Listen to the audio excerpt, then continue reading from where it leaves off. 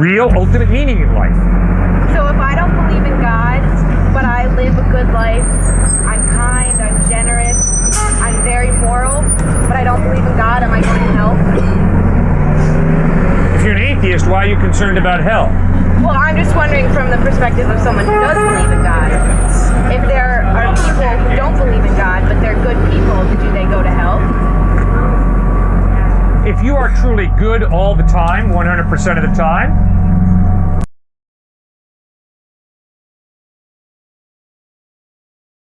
but you see, in the Bible, it talks about the prodigal son. Yes. About how this person screws up his son and comes back. yes. Now, that's how you're supposed to live up to and aspire to, is to give people many chances and forgiveness and whatnot. Yes. Wouldn't that make more sense to say, hey, I screwed up royally on earth, let's go back? Okay. That's more of a torture than I could say hell would be. Good man, you have to live that crap again, but you'll also learn. Interesting point. You're absolutely right. The prodigal son messed up royally. His father has his arms wide open, and the prodigal comes home, and the father doesn't say, get out in the field and earn your way back. He says instead to the servants, quick, kill the fatted calf, we're going to feast and celebrate. This son of mine was lost, and he's found. He was dead, and he's alive again. That's grace. But you're right. Jesus insists, the Bible insists, that this life, one life, is the time that God has given you and me to decide where we want to spend eternity, either together with God or separate from God. There is an incredible finality to death, according to the Bible and Jesus. And then what exactly is separation from God? Jesus defined separation from God as being hell. He did not give us a photograph. Obviously, people have tried to paint a picture of hell. So then, theoretically, if you are separate from God, you go somewhere else, correct? You're either annihilated or you experience life separated from God. But you're not going to be with God. If you're separate from this God, could you be sent to another one? Well, according to Christ, there only is one God. Alright. There are not many gods. But then Christ only had one point of view. Just the same way you and I only have one point of view. And that was from one culture. And it's... Remember, everybody has one point of view. The person who says, all roads lead to heaven, has one point of view. All roads lead to heaven. The person who says, some roads lead to heaven, has one point of view. Some roads lead to heaven. The person who says, one way leads to heaven, has a point of view. One way leads to heaven. So, based on all the evidence I see before me, how would you convince me to switch this religion if indeed Christianity is very evangelical in nature? All you have to do is ask yourself, who or what am I living for? And secondly, what is the evidence that what I'm living for is true? Then you need to look at Jesus Christ by reading the Gospels of Matthew, Mark, Luke, and John, and ask yourself, is there not more evidence of his life, teachings, death, and resurrection that point to Christ being credible and reliable than there is evidence that the object that I put my faith in, whatever that object is, and obviously I don't know for you, you have to answer that for yourself, is there not more evidence that Jesus Christ is reliable as opposed to the object I've chosen to put my faith in? Let me give you one quick example. And I don't know that this is true of you, obviously, because I don't know you. But many people say to me, Cliff, unless you can scientifically prove it, it's not true. Not necessarily. Okay, but do you realize what a philosophy that is? That is a faith. Because all you've got to ask that person is, would you please scientifically prove to me that unless you can scientifically prove something, it's not true? You see, science is a wonderful branch of knowledge. But there are so many philosophical questions in life, it's incredible. And yet there are many Americans who are making this incredible mistake of saying, well, my faith ultimately is in science.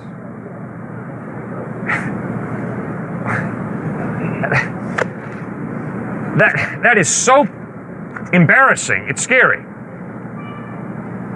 How do you go on a scientific date? How do you run a family on science? How do you have a friendship scientifically? How do you scientifically show me that George Washington was the first president of the United States? Science is a wonderful branch of knowledge, but it's a very, very narrow branch of knowledge. 4 different accountings of Jesus' life, and only in one of them does he say, forgive them for they know not what they're doing. In another accounting of the Bible, he asks, God, our Father, why have you forsaken me? Right. So how do you explain this contradiction here? Well, sir, there's absolutely no contradiction. What is a history? Every history is a selective account of what really happened. But I mean, those are 2 radically different ideas. If you're trying to express the mindset of Christ, one of them he understands what he's doing. He realizes he's died his sins, and the other one he has no idea what's going on. He doesn't understand why he's been offered up as a sacrifice by God. So which is correct? You bet. What Jesus insisted is that when he was dying on the cross, God the Father put the sins of the world on his Son Christ. In other words, Christ became sin. And when he became sin, he was separated from his Father, whom he had spent eternity with, and he experienced a cosmic alienation from the Father. And understandably, he cries out, my God, why have you forsaken me?" In 2 Corinthians 5:21, Paul writes, "God made him, Jesus, who had no sin, to be sin for us." So God the Father poured out his wrath on my sin on his Son Christ. Christ paid the penalty that I deserve. That's why he can offer me forgiveness. God is just. The penalty for my sin is death and hell. But God is also forgiving. And the justice and the forgiveness of God come together at the cross of Christ, where he absorbs, as a substitute for you and for me, the penalty we deserve for our wrongdoing, thereby offering us forgiveness. Well, so you say God is just, so he puts all these sins on his Son, but, I mean, isn't it unjust to set a standard that humanity can't possibly live up to? Good question. Adam and Eve did not have to sin, and in a very real sense, I don't have to sin, neither do you. Well, you just said in your own life you've tried to live a sinless life like Jesus, and you have failed. I sure have. And so I would say that it is, while it's a great aspiration to have, no one can actually live like that. It's not. There are the levels in your life that are just it is inhuman to be able to resolve. So isn't that unjust to expect more of his creations than we are capable of? Okay, good question. You're right. I was not born with a perfectly clean slate.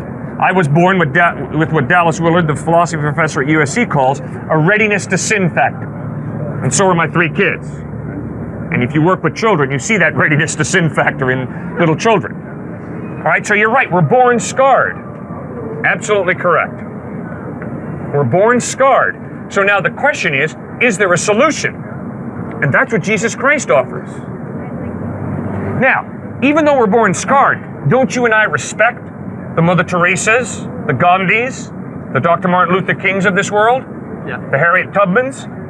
When we see people who live exemplary lives, we sit back and say, wow, that is really good. I respect that. But even those people don't live up to the standard. I mean, exactly. My Mother Teresa, we find in her diaries that she was, in great doubt of God until the day she died. Yes. And I find that kind of honesty refreshing, don't you? Oh, yeah, no. I love it. I can promise you, anybody who doesn't doubt is probably on their way to being brain dead. So nothing wrong with doubt. The question is, what do you do with your doubts? Do you allow your doubts to harden into unbelief? Or do you allow your doubts to motivate you to investigate further? One quick point. Every human being has faith. What does that mean? Every human being has a worldview. What does that mean? Every human being has to answer the questions. Where do I come from? Why am I here? How do I live my life? And what happens after death? None of us can prove that our answers to those questions are right.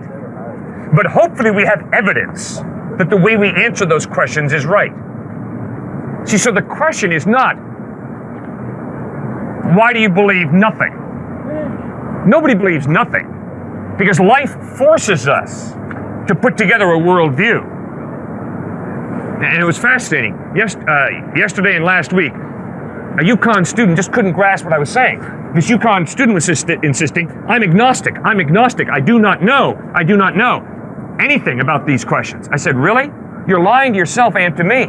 Look at you, you're well dressed. Look at you, you're a talented student here at UConn. You didn't arrive here by accident. You have priorities, you have motives, you have a worldview. So get in touch with your worldview. Get in touch with what motivates you, what you're living for. Because you wouldn't be here by accident, that's for sure. But you still haven't really answered my question. Why would God set a standard we can't live up to if we are His creations? Well, Adam and Eve were more than able of living up to that standard. Now, that standard doesn't change, because you see, the standard that God sets is His character, which is eternal. Okay. That standard is justice, compassion, goodness. So you're saying that our problem is original sin? That's part of it. But I can't blame my grandparents, because to be honest with you, sir, I have done that which I knew was wrong. Okay. And I can't, I've been proud, I have lusted, I've been greedy, I've had sexist attitudes, I've had racist attitudes, and my African American brothers and sisters and my fellow human beings who happen to be women have had to help me work through some of those attitudes and help correct me. So I am responsible for what I choose to do. Now, yes, I have this readiness to sin factor. The Bible calls it a sinful nature, for sure. But I still am responsible for what I do. Okay. So, again, we're back to the point that you have the you have this inclination. It is almost inhuman to try to live up to the standard of that God sets out. So how can you be a just God if he wants too much of us? It's human. It's what it means to be human, to live up to that standard. It is degrading of me and degrading of Him for me to curse Him, for me to dump on Him, for me to be sarcastic with Him and rip Him to shreds. That's inhuman. To be human means, as God created us to be human, to respect Him, to love Him, to think about His needs, to seek to meet His needs. Now, I don't do it perfectly, that's for sure. But as I aim at that standard, I am becoming more human, as God created me to be human. Okay, I guess my question is then, why is the penalty death and hell for doing something that, for a standard that almost no one can live up to? All right, you bet, great question. Because in reality, this man is of inestimable value. So when I dump on him, that is really evil. And when I basically say, hey God, when you made him, lousy job. Not only am I attacking him, but I'm also attacking the God in whose image he's created. I'm basically saying, God, I got a better way to live life. Instead of respecting this gentleman, I'm going to be disrespectful. And God says, guess what, Cliff? You could not be more wrong. The chance of all of this happening is infinitesimally small. So when you have such a large pool of these accidents, you're bound to get one that succeeds in creating intelligent life. Okay, so what I hear you saying is, you believe life comes from non-life. I'm sorry, I've never seen anything to back that up. What you're telling me is, the personal comes from the impersonal. I'm sorry, I've never seen anything to back that up. You're telling me that order and design come out of chaos by chance. I'm sorry, I've never seen anything to back that up. You're telling me that the rational, a thinking mind, comes from the non-thinking, the irrational. I'm sorry, I've never seen anything to back that up. Sir, you have so many miracles you believe in, but the problem is you don't have a miracle maker. That's why I feel you're an intellectual hypocrite, because you're not willing to face the fact that if I believe we're all accidents, life is meaningless, morality is relative, and death is obviously the end. And you got to read Friedrich Nietzsche.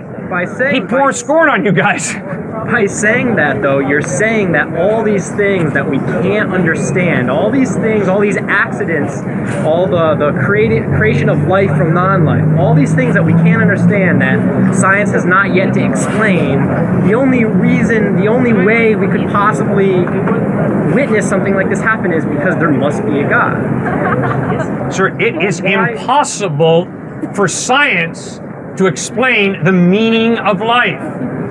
The meaning of life is something, it's like beauty is in the eye of the beholder. No, sir. The meaning of it is life a can be lot philosophical different from issue. Therefore, science has nothing ever to say about meaning of life, because it's not a scientific question. It's a philosophical question. Science has nothing to say about right and wrong, because it's not a scientific question. It's a philosophical, theological question. So what is the meaning of life? Well, obviously, if there is no God, there is no meaning to life. We just happen. But if there is a God who creates us for a purpose, What's that purpose? to love God with your heart, soul, mind, and strength, and to love your neighbor as yourself. That's why God made us. To love God and to love each other. It sounds like a selfish God. Yeah, that's what it does. It sounds like God's conceited if He created us to love Him. Good. Very good. Who benefits most from me loving God? I do. Who benefits most from me loving other people? I do. The reason that God created me to love Him and to love people is not because God desperately needs my love. It's not that He's insecure and needs me to massage His ego. Rather, it's because He's a loving being who created me to interact with Him, not to be dominated by Him, and to interact with other people. That's why He created us. That's exciting. And guess what? If you'll examine your life, you'll have to admit, yeah, that is the bottom line for me in life, isn't it? My relationships. That's what brings my life joy, meaning. My relationships. I can believe that without believing God created me. I know that. I can associate like the universe as our creators. You can believe anything you want to All believe. your accidents. But the question is, why do you believe what you believe? And if you tell me there is no God, and then you talk about love as being more than a chemical reaction, you're an intellectual hypocrite. Because if you're a naturalist, if you're an atheist, you have reduced reality to matter and energy, which means love is simply a chemical reaction. Why can't you be spiritual without believing in God? What does it mean to be spiritual? Believing in something other than just matter and energy, but you don't have to believe that there is a supreme being. You can still believe in love. You can still get meaning from your life by loving other people, but not loving God. How on earth do you get a real, intangible value of love if there's no creator? How does that happen?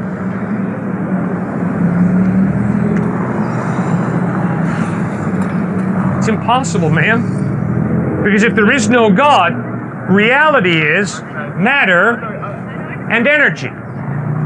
There's no spirit. You see, when you say there is no God, you're limiting reality. And you're saying, you want to know what real is, Cliff? Real is matter and energy. And I'm saying, guess what? You know better than that. Because although you experience matter and energy, you also experience this innate drive for meaning. Now that doesn't have meaning. And neither does electricity. No meaning there. It takes a conscious mind to understand meaning. And if there's no conscious mind prior to the human mind, then obviously it's the human mind that creates meaning. And if my meaning in life is to date rape, I'm not wrong, I'm not right. It just is. And for you to tell me that there's some absolute meaning in life is totally false. You can create your own meaning, and I can create my own meaning, but we better realize it's a fantasy. It's a prejudice. So what about religions that believe in many gods and don't believe in one God like you? They get meaning out of life. And they are consistent. And they are intellectually consistent. But the atheist who says there is no God or gods, but there is meaning in life, is being an intellectual hypocrite. But if you're a theist, be you a pantheist, be you a polytheist or a monotheist, it doesn't matter. But if you acknowledge that there is some type of God, then you're right. You can have real ultimate meaning in life. So if I don't believe in God, but I live a good life, I'm kind, I'm generous, I'm very moral, but I don't believe in God, am I going to hell? If you're an atheist, why are you concerned about hell? Well, I'm just wondering from the perspective of someone who does believe in God. If there are people who don't believe in God, but they're good people, do they go to hell? If you are truly good all the time, 100% of the time, you'll go to heaven. You're a morally perfect person. But if you're like me, someone who tries to do good but too frequently does evil, if you're like me, someone who's chosen to rebel against God, then you wouldn't want to go to heaven, because heaven you have to live together with God. So hell would be better, because in hell you're separated from God. From a materialistic perspective, Right. I think absolute morality, if you're an atheist, you cannot have absolute morality. You can't say, well, there is an absolute code. However, you can have a matter of practical morality, which says, I agree with other people, we're going to call this thing wrong, and we're all going to act as if we're not supposed to do this thing, say murder other people. And generally, it's beneficial for me, because if I follow this, then my neighbors will follow it. Would you consider that to be intellectually consistent? Because from an evolutionary and social perspective, that to me makes sense. Absolutely. And I can call things, I can say, it's really good for you to give money, and say, sorry, and say, you know, I can say that's really good, and I don't mean that in an absolute sense, but I mean that in a, that's how it makes me feel, and from a practical sense, by evolutionary and social matters, Exactly. it's good. Exactly. But if I come to you as a Nazi saying, my society has agreed that Jews are inferior, need to be gassed. You're not right. I'm not wrong. I'm not right. You're not wrong. And there is no It's way. all relative. Yeah, and there is no way I can prove that. As from an atheistic perspective, there isn't. I can say, I think, you know, for empathetic reasons or for how I feel it's wrong, but no, I don't think you can find any atheist who will actually argue that absolutely by some intangible standard it's wrong. Good. But here's why it's impossible to live that out. If he steals something from me, like my bike or my backpack, when I look him in the face and say, you should not have stolen my bike, you ought not to have stolen my backpack, all of a sudden I'm appealing to this intangible standard outside of him and me. I'm appealing to his conscience and saying, come on, buddy, wake up and smell the coffee. Are you appealing to an intangible absolute moral, or are you appealing to his empathy, his feelings, and the social standard that's been set up? I'm appealing to his conscience, which hopefully ties him into moral absolute, that stealing is wrong. I guess. When I'm married No, go ahead. to a person, I think if you ever marry a person, at times you're going to look that spouse in the face and say, you should not have treated me that way. And whenever you use that word should, you're appealing to an outside standard and saying, I hope that you use your mind and your conscience to inform you that that behavior is wrong. See, that's not coming from atheism. In nature, species who survive are not necessarily the strongest, not necessarily the fastest, not necessarily the smartest, but those most adaptable, sudden, and dramatic change.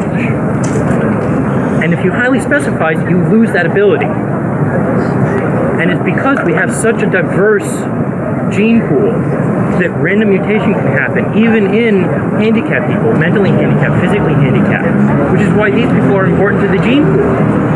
I mean, from an entire species standpoint, everyone is very important to the survival of the species. Great, that's your view. But obviously, the Nazis insisted the Aryan race is a superior breed to other races. That's why we have to wipe them out and get everyone to follow the Aryan way. And which is why their argument was incorrect, because they were looking so very short-sighted. That as well. Switching the topic. I'm only wearing black until they make something darker. Yes. What does that mean? It means it's hilarious and I like to wear it. Very good. What do you think of Jesus Christ? But I think he was a man, and I think that even by secular definition, he was a saint. I mean, he was probably a fantastic person. If I went back in time and met him, I would say, you're an incredible person. I believe your next question would be, do I believe in God? I wouldn't say that I do. I wouldn't say that I'm an atheist, however. I do think that there's more to the superstructure of the universe than we even think is there. I think that maybe the idea of what I believe in is something that other people could call God, but that's not the way I like to look at it. Okay, now this Jesus who you respect so highly, obviously he claimed to be God. Okay. How do you handle that?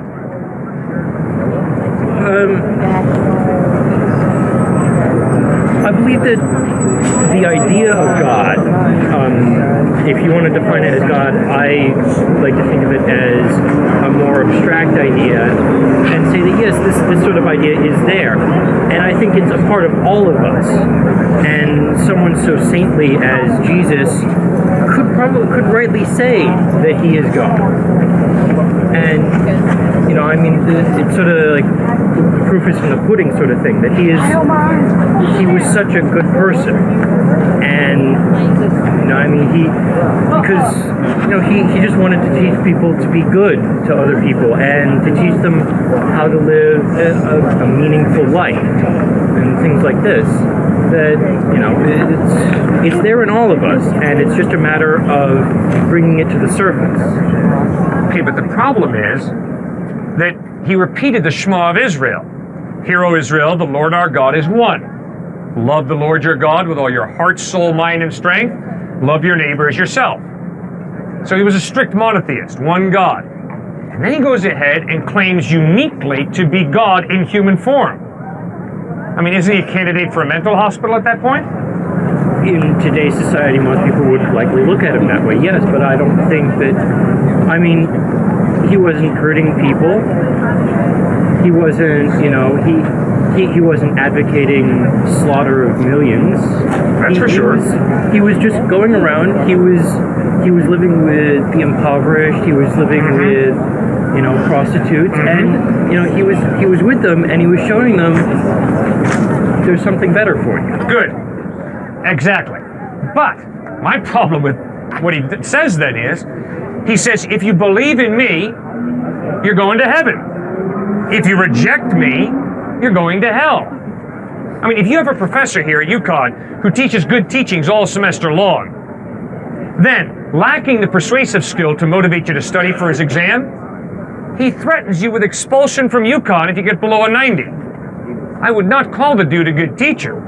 I would call him a crass manipulator who, lacking the power or the persuasive skill to motivate you to study for his exam, he threatens you. I mean, would you call that good? Probably not. I'm with you. Well, because what he was starting with was the basis of Judaism, which, I mean, of course, didn't have hell, but they did have the idea of God and the idea that, you know, Judgment. I've always been struck by the fact that evidence plays a role in faith, and to me that seems like a contradiction. In other words, somebody healing another person seemingly by divine inspiration. Yes. Or, for example, Jesus rising from the grave. Yes. These stories are put out there as you said, you know, they're evidence that points to a certain belief. Yes. But faith doesn't need that evidence, correct? And so I wonder, why have the sort of human systems and the human stories and the human dramas You bet. in order for human beings to have some faith in something larger than them? Okay. Now, we're not talking about Christ. We're talking about faith. And what I've heard you say, please correct me if I'm wrong, is whenever you bring evidence in, faith goes out the window. Because it's not, if evidence is involved, it's not faith. No, I'm just saying that when evidence ends up being the sort of the thing we always resort to as the bedrock of convincing people to have a certain faith, it always strikes me as contradictory, maybe even hypocritical. I don't know. Okay. Sir, I think it's real clear that you and I have radically different definitions of the word faith. Your definition of faith, which is believing something without any evidence, or believing something that I know I could never exactly grasp or understand, but still having a belief in it. Well, that would be true. I can't grasp God. Yeah. I can't totally grasp God. I can't totally grasp Christ. Well, come on now, be honest with me. I think you were pushing hard at a very fascinating point, which is you're convinced that faith is more of a feeling void of evidence. And once evidence starts coming in, your faith dissipates, right? Well, I guess. Isn't that what I heard you say? Correct me if I'm wrong. It's just that. No, I'm just saying when I start to have sort of anecdotal evidence of particular kinds of miracles, for example, yes, like rising from the dead. Yes. I'll grant that's a miracle, but isn't it? I mean, I also sort of believe that dying and staying dead is a miracle, isn't it? Being born is a miracle. Mm-hmm. Breathing air is a miracle.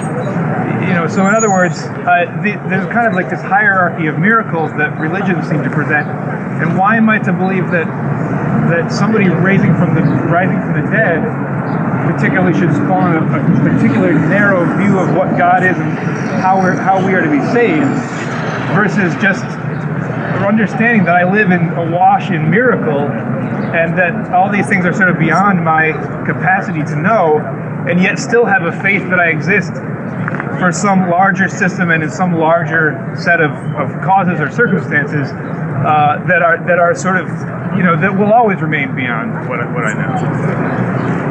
Do you believe that what you just said is true? Well, I'm interested in skepticism, and I'm interested that knowledge is to know that we cannot know, and I am interested in that contradiction. But I don't think it's necessarily a matter of you catching me in a logical conundrum. I'm actually sincere. Yeah, and I'm being very sincere with you. And the sincere truth that I'm trying to communicate to you is, I hope that you realize whatever your worldview is, you're making a truth claim. The same way, right? The same way that I am standing here making a truth claim. So we've got to be intellectually honest with each other, and we can't act like, well, you're really being open-minded and I'm really being closed-minded because I'm making a truth claim and you're not making a truth claim. I've never claimed that you were being closed-minded. All right. I'm sorry. I understand that we're both making truth claims. I'm just wondering about the specificity and the particular hierarchy. Truth claims are also have various shades to them, wouldn't you say? I mean, there is sort of a spectrum of false and truth that we always deal with in this kind of existence. No, I mean, do you believe some things are disrespectful versus respectful, for example? There's a sort of a moral truth. Yeah, an arc there. So, no, I'm not. I mean, yeah, sure. All we can do is grasp at truth claims, isn't that right? Okay. But my point is that's why evidence is so important. Because you're right. There is a difference between truth and falsehood. And just because I can't prove something doesn't mean it's true. Just because I can't prove something doesn't mean it's false. The question for me as a thinking human being is, what does the evidence, not proof, but what does the evidence point to? That is why I think you and I have a different definition of faith. I am convinced that for me to say, I believe, is not good faith. I believe it's gullibility. That's why for me, before I believe, I demand evidence. Where does that come into it? Who's doing this? Is that me? No. I mean, but I think many people have communicated that very clearly. A little boy once said to me, faith is believing what you know to be a lie. And I think a lot of people in our culture have that definition of faith. Faith is believing something that has no evidence, you blindly believe. But faith... In fact, sir, yesterday I had a UConn student maintaining that their faith had no evidence, and the fact that I was demanding evidence showed that I did not have real faith. There's so many assumptions to make with the way we communicate. It just occurs to me that.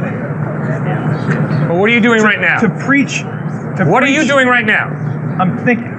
And articulating, speaking. Yeah, I'm using language, right. Are we having a reasonable discussion, or is it totally unreasonable? I think unreasonable, just because reason's not the basis of a faith or of a faith dialogue for me.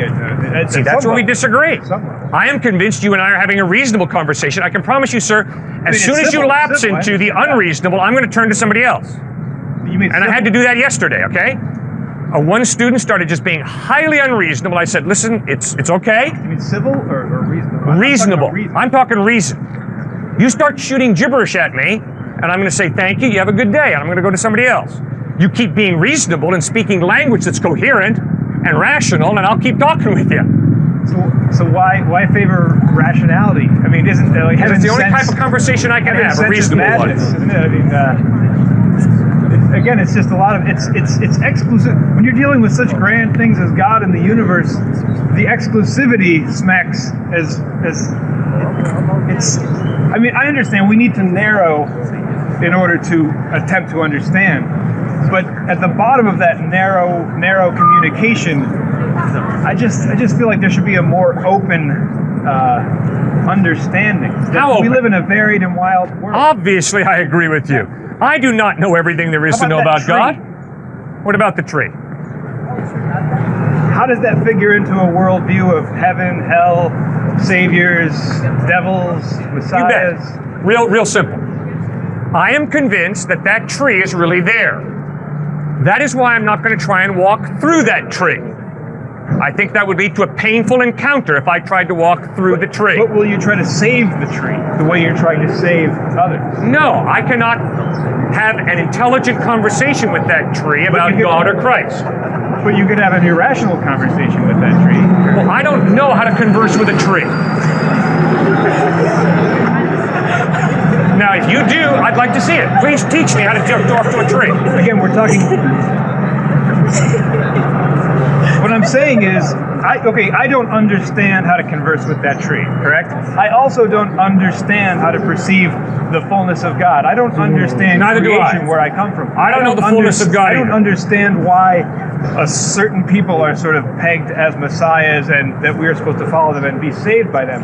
The fact that I don't understand how to communicate with that tree, to me, builds a larger faith system that could be sort of inclusive rather than resorting to sort of anecdotal evidence and trying to kind of mass people together with a sort of fear of heaven, hell, all those sorts of things. All right. I mean, so you're into inclusiveness, so am I. But let me ask you something. If I display a racist attitude towards this woman, what does inclusiveness mean to you? What does it? Oh, are you talking? If I communicate to her that she is inferior because of her race, what does inclusiveness mean for you? Okay, I'm confused about this shift in the conversation. First of all, well, I'm not. Okay, let me clarify if you're really confused. I don't understand. All right. What does tolerance and inclusiveness mean when it comes to me having a racist attitude towards her and you're standing here observing? Okay, this is what it means to me. Personally? Yes. Just off the top of my head? Right. That if you display a racist attitude toward anyone, based on various racial features and things, you are an intolerant person. Okay, but aren't you being intolerant by telling me that my racism is wrong? I didn't say that I would necessarily be intolerant toward intolerant persons. I believe that the most difficult thing about tolerance is that one must learn to be tolerant of and toward those who persecute. I mean, and that's an ideal that goes way beyond usual human experience and interaction. I understand. I'm just as likely as the next person to attack somebody who does something racist or to, but if you want to talk ideal and idea, I think that what tolerance and inclusivity means to me is to always strive to include and be tolerant toward those who display awful attitudes. Yeah, I mean, I don't know how else to. Isn't that? I mean, okay, that's where we're different. I am convinced that if this gentleman displays a racist attitude towards her, I'm going to look him in the face and say, sir, this woman has just as much value as all of us do because we're all created in the image of God. life is not meaningless, and therefore your racist attitude towards this woman is absolutely dehumanizing and wrong. And you're actually But you see, the being tolerant postmodern toward that worldview says, no, you can't do that. But you are being tolerant toward that person by explaining it and talking. If that's your dialogue. definition of tolerance, interesting. My point is, I do not tolerate your being racist towards her. I get in your face and I say, sir, please, your racist attitude towards this woman is dehumanizing, it's degrading, and it's evil. Please stop it. It was funny that I mentioned you can't save the tree and we don't know how to talk to a tree, and you sort of, belittled my attitude about talking to a tree. No, But sir, I was not belittling your attitude. We had a little laugh, and that's fine. Yeah. But how much more or less rational is believing in a heaven or a hell and things that we can't know or see? I'm just trying to say that you are just as likely to be intolerant towards certain attitudes, rationality, irrationality as anyone, even though you sort of draw on race to sort of make a kind of a moral, you sort of lift yourself up in that way. I'm just saying that when we're talking about irrational things like faith, the afterlife, the beyond, God, things that go beyond our rationality, then I think we need to entertain things that you think are irrational. I think you're being exclusive. You're being intolerant of various attitudes that come. I think you need to figure out a way to open up. All right, good. I am convinced that truth is exclusive. And I think you're having a hard time with your worldview that I hear you articulating, grappling with the exclusivity of truth. Now, you guys know that truth is exclusive, because you can get an A, or a B, or a C, or a D, or you can flunk. Why would you flunk? The only reason you're going to flunk is because you're out of touch with reality. You answer falsely on an exam. Now, isn't that incredibly narrow-minded and intolerant for your professor to flunk you? No, but your professor is responsible to teach truth. And if you get it wrong, you're going to flunk the test. It's a bad analogy. If I tell you 2 + 2 = 4, it does not equal 5. It's a human system. That is a truth claim. Every truth claim is exclusive. Two is an intellectual. It's an intellectual system. Math is an intellectual system created by a human. But God goes beyond that. How can you use those examples to talk about faith in God and the things that we don't understand? It's one system set up by human. And of course you could say there's truth and false within it. Of course you could say that. It's the easiest thing in the world. All right. Well, obviously, Jesus Christ made truth claims. Obviously, Jesus said, I am the way, the truth, and the life. So obviously, it's going to be exclusive. But guess what? The guy who says to me, all paths lead to heaven, is making a truth claim. And that truth claim, all paths lead to heaven, is a statement that those who believe that some paths lead to heaven and those who believe that one way leads to heaven are wrong. Do you know what he really said? What did Jesus really say? No, I'm saying, do you know what he really said? I mean, you're speaking in an English translation that's been gone through various. Yeah. Do you know what he really said? Yeah. Can you say what he really said? He said, "I am the way, the truth, and the life. No one comes to the Father except through me." No, I don't speak Aramaic. He spoke Aramaic to the people of his day. There are a lot of levels of human language and translation between what you're talking about and what the books even say. It was written in Greek, and it's translated into English. And I did study the Greek. But Jesus didn't speak. Yeah, it was translated into Greek. Greek was the common language of the world, the known world at that time. And Alexander the Great made sure that Greek was the common trade language. My part of this dialogue is to bring in a little skepticism. I don't know. Anyway, I appreciate you talking. Thank you so much. I appreciate it. Have a good afternoon. Is God limitless in his mind's complexity? In his complexity? Well, there is obviously no way that I, with my mind, could ever understand the mind of God. But if God chooses to reveal, then I have the privilege of getting to know God. And that's obviously what Jesus claimed. He claimed to be this incredible creator God, revealing himself in a way that I, with my limited mind, can begin, not totally obviously, but can begin to understand. Wait, so Jesus claimed he could create as well? He claimed to be the creator God. But I thought he was a human, and Jesus claimed to be the creator of God? No, not the creator of God, the creator God. Oh, okay. Okay, so we had a discussion earlier that he was kind of separate. fullness of God, and he was living in our regular In time. three dimensions, space, time. Yes, sir. whatever. Yes, sir. Okay, so he's living within that limits and boundaries of what, as human beings, we live in, which is three dimensions. We live within that. We can't move forward or backwards in time. We Good. can only go forward, Yep. which is the fourth dimension. We agree on that, right? We agree that the fourth dimension is the dimension of time. And we can move only forward in that? I don't know. I've not thought too much about that. Okay, well, from what we know so far, science tells us Yep. that we can only move forward in time, but there's the ability to move back in time. We just haven't found that out. Because we as human beings can only go forward right now. I mean, I don't know if science can solve that problem or not, but, so what we're saying is, Jesus was had only the same abilities as we have, which is the ability to move forward in time. He has no supernatural ability that would make him able to transcend human ability. Well, Jesus claimed to be the eternal God, stepping into space and time, but then obviously he ascended to heaven and he went back outside of time as the eternal God, which means Jesus sees all of time at a glance, past, present, future. Remember, I do that circle. God is eternal, and then that line. What we can do as human beings. I'm sorry? That means he's transcending what we can do as human beings. Yes, yes, sir. Okay. Absolutely. He transcends what we can do. Correct. Currently in his human body. He doesn't have a human body.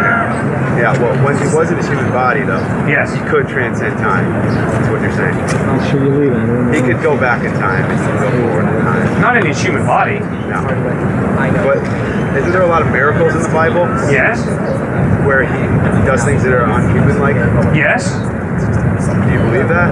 Absolutely. But you believe that in his human body he was limited to human capabilities.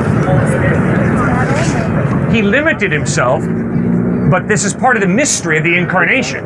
I do not totally understand what it means that Jesus is the eternal God becoming a human being. I mean, that is one big mystery to me. How the all-powerful God can limit himself and become a human being, that is beyond my ability to precisely explain. There's a lot of mystery surrounding it. But you still believe it even though you don't really know. Oh, absolutely. And that would be true about just about everything that you know. You don't totally understand yourself, right? Nobody can understand. Exactly. You don't totally understand mom and dad. So I mean, this may be kind of a different topic, but so you use religion kind of as a guiding tool for you, and that's fine if someone has a different religion, because that guides them in their own, like a humanistic type way. Like if it helps you, do it. You believe that it's okay for anybody to believe anything as long as it helps them. All right. I, as a follower of Christ, respect your right, and I would go beyond that. As an American, I would defend your right to believe whatever you want to believe. But I am convinced that God exists. I'm convinced that God has revealed himself in Jesus Christ. I'm convinced that you have a date with death. As Woody Allen said, the statistics on death are very impressive. 1 out of 1 die. So we're all going to die. The question is there life after death? 3 days after he died, Jesus rose from the dead. Over a period of 40 days, he appeared to over 500 people who saw him risen from the dead. Jesus said, I am the resurrection and the life. He who believes in me will live, even though he dies. The evidence is he wasn't blowing smoke. His resurrection is solid evidence he's in touch with reality. Guess what? I don't like the thought of your death. I like the thought of you living. I can promise you if you fall right down now and have an epileptic seizure, I'm not just going to stand here and say, what's your problem, Jack? Right? No, I'm going to try and get 911, and we're going to get the meds here, and we're going to get you, hopefully, up and living. I don't enjoy doing funerals, okay? Death stinks. So I'm really concerned that we have life. Not just now, but if possible, for eternity. And I have found that in Jesus Christ, he offers us eternal life. So man, I just want you to live for eternity. That's why I want you to put your faith in Christ. That's a decision you got to make on your own. I obviously can't make that decision for you. If you were born in India, though, say, what do you think your faith would be? Or any place where I do not know. Because I wasn't born in India. I was born in the Big Apple. Well, what do you think someone from India would be more likely to worship? Well, all you got to do is statistically examine how many Hindus, how many Muslims, how many Christians, how many atheists there are in India. If you want statistics, look at that. Okay, so what do you think that would be? All right, now, I have a fundamental disagreement with what I hear you saying. What I hear you saying is, correct me if I'm wrong, culture defines your belief. Well, culture, you're born an atheist, technically. Culture teaches you to be a theist. So culture does define your belief. Unless God intervened with you at some point. Yeah, I believe that God can intervene, but not only that, I believe you have a free will, and I believe that if you grew up in a home where mom and dad took you to church every Sunday, you can come to UConn and be an atheist. I am convinced that free will is real. I am not a behaviorist. I do not agree with B.F. Skinner.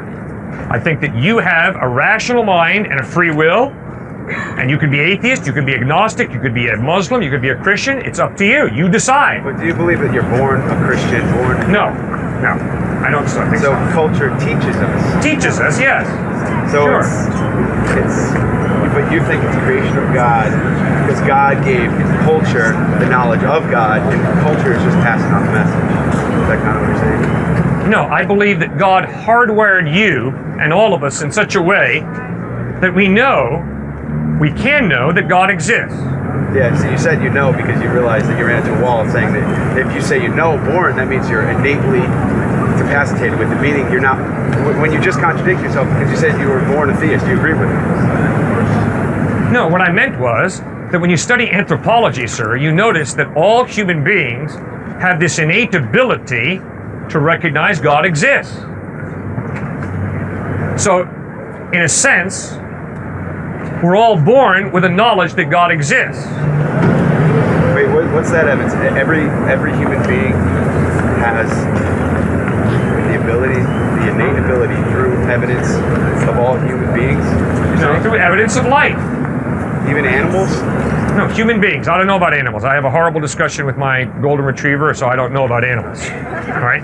But I do know human beings. And I know that human beings around the world have this innate ability to know there's a God. So how do they express that? Okay, let me give you one quick example. How does a toddler express it? I don't know how a toddler expresses it. Because, yeah, there's no way to know until they're culturally taught. Unless you isolate a person in a black box, their entire life. All right. Well, there's still a culture though, with more than Leo one person. Tolstoy, really, the great Russian novelist, really struggled with meaning and purpose in life. And he contemplated suicide. And he would talk to the philosophers of his day, the intellectuals, and he could not penetrate the question, what is my life for? But then he noticed that the Russian peasants had this incredible purpose in life, joy, and hope for life eternal. And Tolstoy began to realize it was their faith in Christ that enabled them to understand meaning and purpose in life, ethics, and eternal life. And Tolstoy converted to Christ because of that. Because he saw that very simple people who didn't have the opportunity to get a higher education had this innate ability to get in touch with God, and their being in touch with Christ brought them into an understanding of the purpose of life, ethics, and eternity and hope. But someone like that is very basic, I guess. It's hard to use the word basic. Would be more malleable and you'd be able to convert them a lot easier. So that doesn't really impress me so much as, say, a science mind being converted in some kind of case. Read The Language of God by Francis Collins, head of the Human Genome Project. He has a deep faith in Christ. He's obviously brilliant. He's head of the Human Genome Project. He has a deep faith in Christ. And what kind of faith? How does he align his ideas with the Genome Project? I mean, what does it matter that he's the guy that does the genome and that he's also a believer? How do those two? So you're using things that are separate, science and faith, to impress me about his faith. You know? No, I don't know that. Okay, so he's. What I do know is I told you about Leo Tolstoy and how impressed he was with the peasants. And you said, wait a second, I'm not impressed because those peasants are not very educated. So I switched and gave you an example of an educated person, Francis Collins, head of the Human Genome Project, who has a deep faith in Christ. He's a very educated man. Because I thought what you were implying is the Russian peasants are not very educated, so... That's a good example, but what I'm trying to say is, I guess I prove the point, what does it matter what intelligence level they are? It doesn't. So why would you bring up the genome? I mean, obviously. Because you asked the question, that's why. Okay, well... Come on now. You've been real honest with me out here. Let's not start jumping around here. No, okay. You're asking the questions. I'm just answered what you asked. But I feel like I made a point here that it doesn't really matter what the person's accomplishments are. That's correct.